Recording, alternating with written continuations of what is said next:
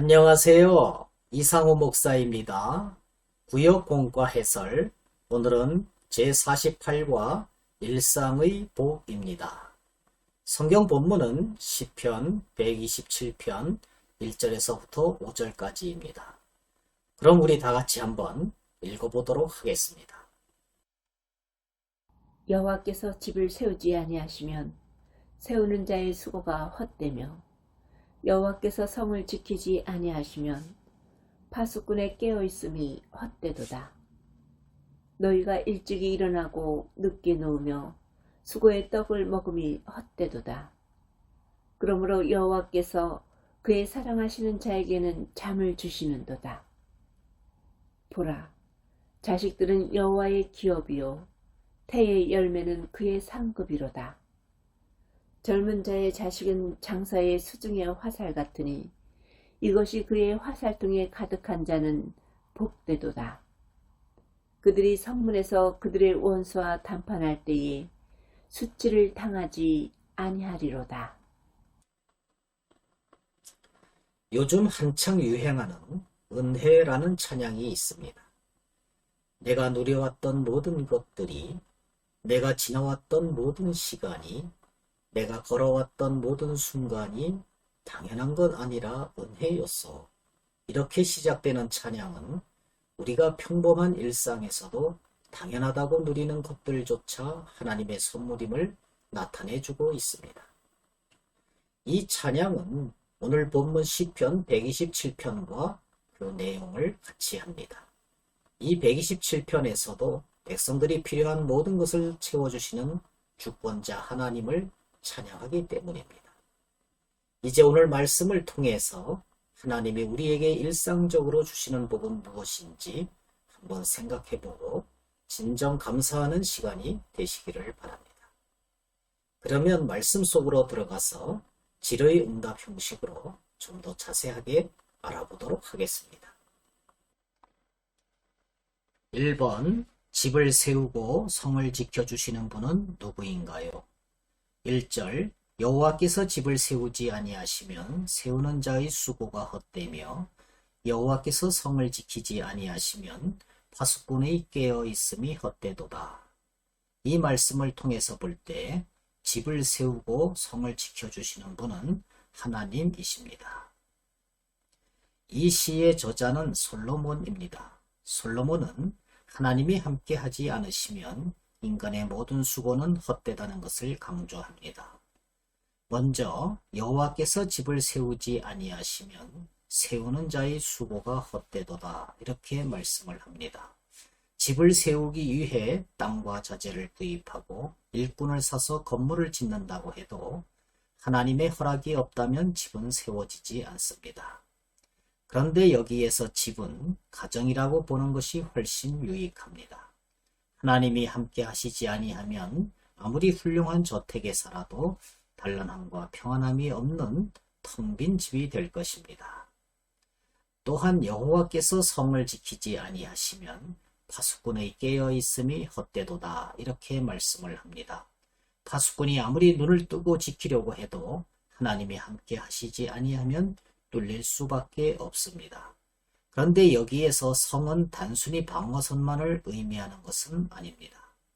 여기에서 성은 국가 전체의 안위, 통치 질서, 경제 등을 망라해서 생각해야 합니다. 하나님의 인도하심이 있어야 강하고 풍성한 나라를 이룰 수가 있다는 것입니다. 즉, 어떤 계획과 행동이든지 간에 궁극적으로는 하나님이 인도하시는 것이기 때문에 하나님을 신뢰해야 함을 보여줍니다.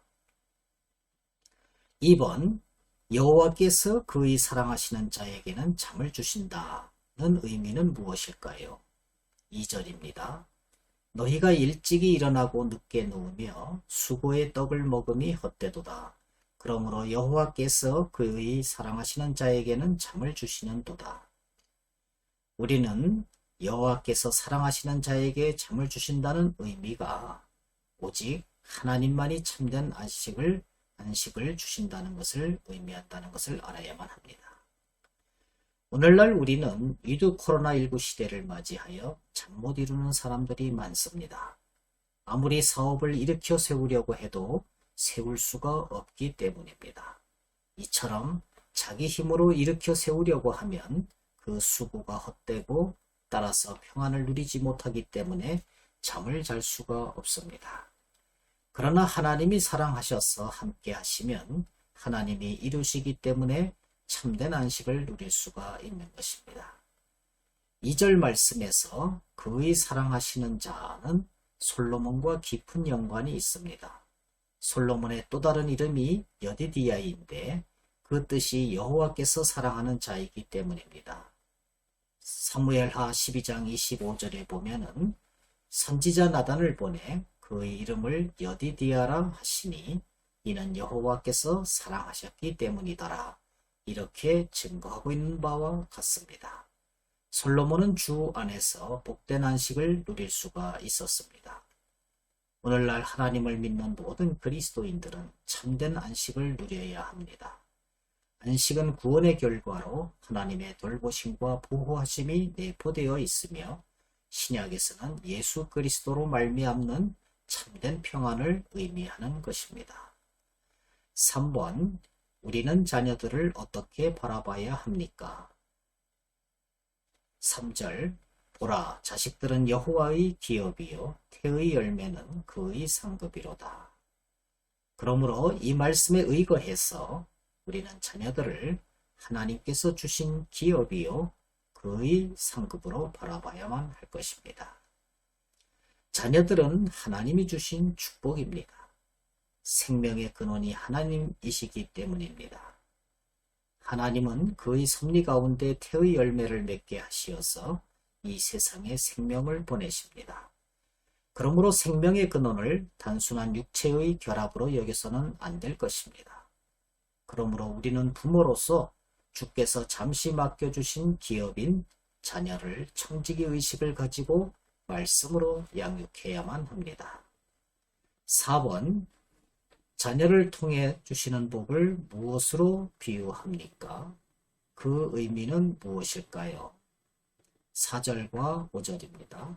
젊은 자의 자식은 장사의 수중의 화살 같으니 이것이 그의 화살통에 가득한 자는 복되도다.